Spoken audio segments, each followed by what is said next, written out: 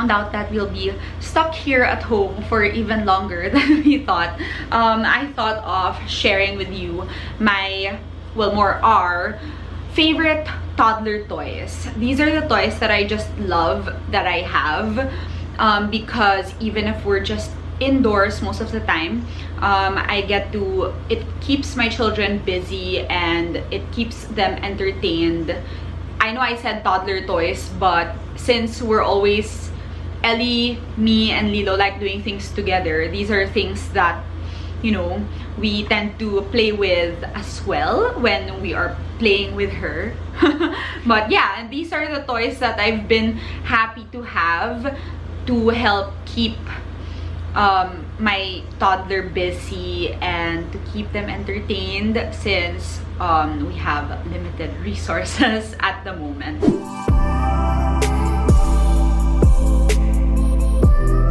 I'm going to begin with this one that we just got recently. It's the Pikler triangle and wall climb and slide. I really love it because as soon as my children saw it, they were so excited to just play around with it. It's an open-ended toy, which means the possibilities are endless. Not something that they will tinker with or play with just once. As much as we're really grateful and happy to receive some gifts, I still like to keep everything minimal, our life in general, to live as simply as possible. And so we only really want to have what we need, or what is practical, or what is going to last long, or things that will be able to maximize the use of. It's just so cool. It's just so awesome. I wish I could play on it as well.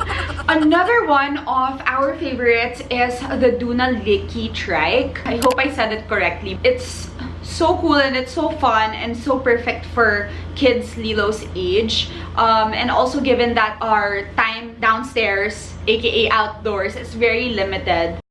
Can't go down because it's raining.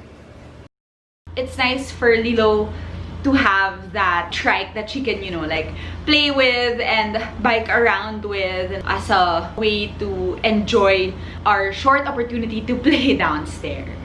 So a lot of our toys are open-ended toys and educational toys. If you've seen our previous vlogs, you know that most of Lilo's toys were actually Ellie's before. And admittedly, the wooden toys that Ellie had, that I bought for Ellie a couple years ago, were pretty expensive. What's great about it is that other than it being sustainable, a more sustainable option, it lasts much longer. So Ellie's already turning 9 this year, and you know, the toys that are now Lilo's are still in such great condition, other than the stickers that Ellie stuck all over all of them when she was a toddler. I know that at least somehow I got my money's worth, just because because of how long lasting it is. Other than that, we also have other educational wooden toys that we really love. Some of this, we're so happy to have received as presents. I'm happy to know that they're actually available and can be ordered here in the Philippines for a better price. There's a lot that you can do with them, but at the same time, it gets Lilo's brain to work as well. It exercises her mind. Yay! She gets to learn more about, you know, these different shapes and colors. Ellie grew up pretty much sort of an introvert, but as she grew older, I must say that I've been noticing that she's more you know, into just socializing. We also have books, and it's nice to know that Ellie has always been into reading, but I feel like somehow she's also influencing Lilo. You know, she can't read them yet, but start them young, right? Every morning when she wakes up, she has actually learned to take the initiative of getting off the bed and picking up a book. It makes me happy. I feel like it's because she sees it also in Ellie. Mostly for artistic kids, these washable crayons are really awesome. They're called silky crayons. I don't have to be afraid of Lilo using it to write over everything. And this is another thing that I feel, you know, she sees Ellie doing a lot, so she wants to do it as well. It keeps them entertained, especially like when I'm busy or like I have to go in a meeting. Hi. No. They can just draw on the walls, draw on the chairs, draw on the carpet, draw anywhere they want, and I know that I can easily wipe them off. So which brings me to this favorite of mine.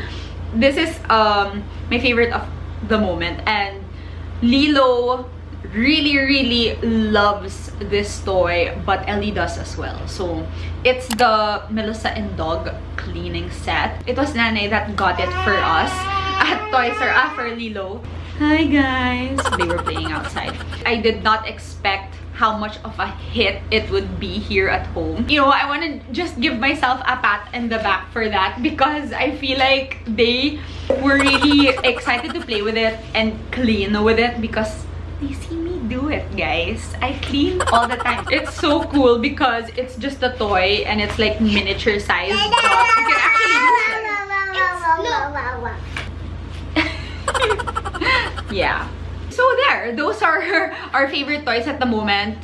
There's not much, but they've actually, you know, been well on rotation since the moment we got back here to Manila. If you've seen our other vlogs and the things that I talk about on my Instagram, living simply is very important to me. It's basically what changed my life and made it better. An aspect of that I really give importance to is being able to raise my kids to not be materialistic. How ironic it is that I talked about toys, but you know, teaching them to not be materialistic isn't also equivalent to hating on all of these luxuries or all of these material items. It just means raising them to learn how to be grateful and appreciative, and you know, find happiness in experiences, in other people, and in themselves, and not have to rely on material things to, you know, get motivation or to be happy. Here are my top tips to raise non-materialistic children.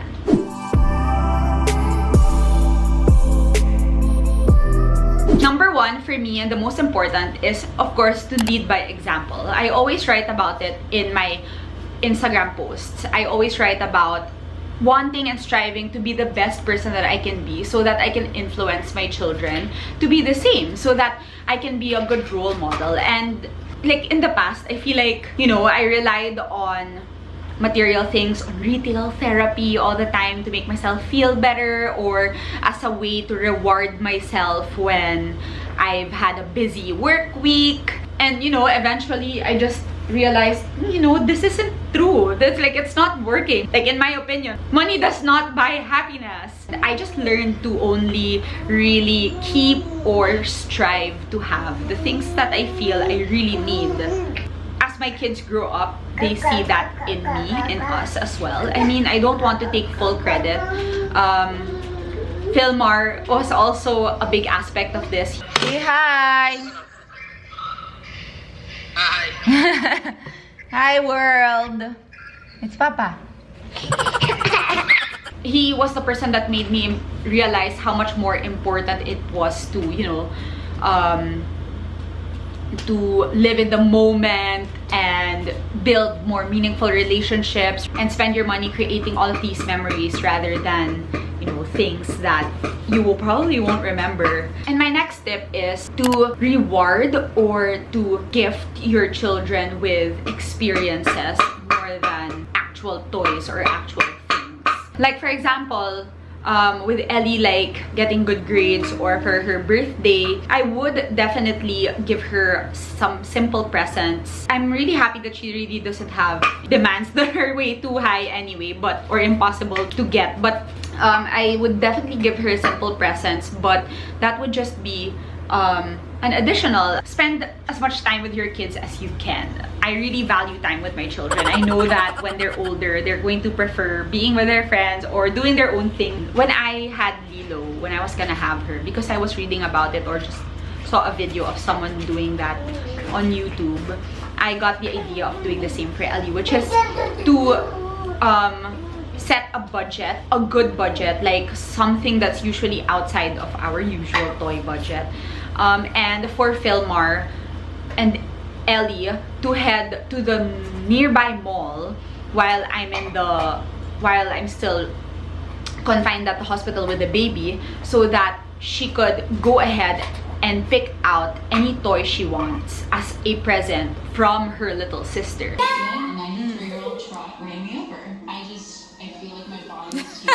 That's all you're gonna do? You know, we ended up not getting anything. And it turns out the gift for her, the reward for her, was to have the baby sister and to be there and experience her birth and first few days with us in the hospital. In relation to that, I guess, don't give in to every request. Ellie would often tell me what the tell me or mention these things that she would want to receive or she would want to have, but I would always keep them in mind. It doesn't mean that when she says that she wants something, I'm just going to give it to her like right then and there, or like find a way. I want to teach her the value of what these things she's asking for are, and for her to learn to work for these things, maybe save money, so that when she finally gets them, she would be able to appreciate it more. Next is teaching your kids to be generous and teaching them to help others, and how important it is to do that, you know, not only for them or because of the fact that you've helped others, but it really feels good to do so. I think Ellie feels that as well, because from the moment she was old enough to help me out and pick from her toy box and choose which ones she would want to give away to donate whenever I would declutter and reorganize my home. Since the first time that it happened, I feel, especially when she saw how happy the person that got it, it became a thing, it became her thing na. Whenever she sees me decluttering, wala pa akong sinasabi, she's like, Mom, me also, I have stuff to give away. Ngayon, siya pa yung nagpapaalala sa akin na when are we going to prepare boxes so that we could send them to donate? For me, parang, oh, ang saya. Kasi nakikita ko na naiintindihan niya na yung mga bagay na to, magagandang laruan, kahit na hindi ko kailangan ng madaming ganyan. Kailangan ko lang yung sakto for me, and then the rest, I can share it with others. Especially those who, you know, don't have. And lastly, practicing gratitude. We're all about being positive and just looking on the bright side. We mentioned that in our last vlog. We talked about that because of our sad news, remember? And so far, so good. So far, it's been working well for us. You know, it is healthy to be sad or to be upset or just, you know, express these feelings. But it's also nice to take action for yourself afterward and choose to focus on the good things and be grateful for everything that you have. No matter how simple, no matter how little it is, at the end of the day, we're still blessed. We're still lucky. Those are my 5 tips on how to raise non-materialistic children. I hope I made sense, and I hope that I was able to somehow inspire you or give you ideas on how to maybe raise your kids to do the same, to be the same, if ever that's what you want. Thanks for watching. Bye, guys.